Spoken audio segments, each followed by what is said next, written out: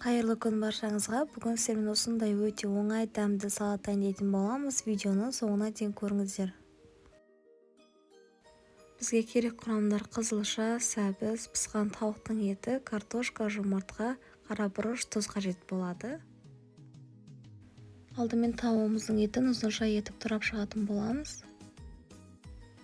Мен осындай ұзынша тарелкаға салатын боламын. Алдымен осылай майонезімізді жағып аламыз. Оның үстінен тауық еттерімізді орналастырып шығатын боламыз.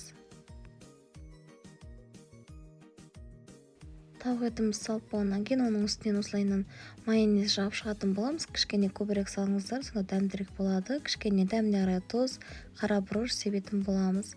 Оның үстінен картошкаларымызды салатын боламыз.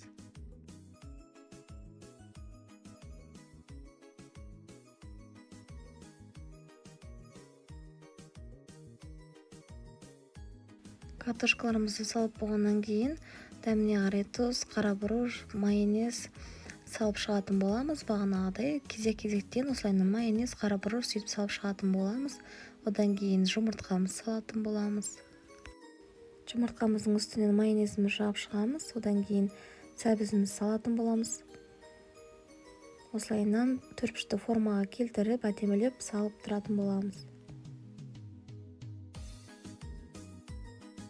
Сәбізіміздің үстіне майонезімізді салатын боламыз. Қара бұрыш, тұз міндетті емес, салмасаңыздар да болады. Мен бір кішкенеден ғана сүйіп отырдым, чтобы дәмі шықсын деп. Сіздер салмасаңыздар да болады. Қара бұрыш, тек қана тұз салсаңыздар да болады.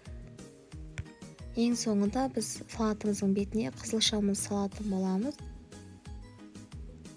Видеода барлығы түсінікті деп ойлаймын. Өте оңай, тез дайындалады. Ең бастысы салатымыз дәмді болып шығады. Жаңа жыл жасасаңыздар өте керемет болады. Қызылшамызды салып болғаннан кейін ең соңында майонезіміздің бас жағын кішкене ғана кесіп жіберіп, жіңішкелеп осылайынан майонезімізді жағып шығатын боламыз. Сол кезде әдемі көрінетін болады. Видеоны толықтай көрген болсаңыздар, менің каналыма тіркелуді ұмытпаңыздар. Алдағы уақытта көптеген видеолар болады. Сіздермен болған Балжан. Астарыңыз дәмді болсын.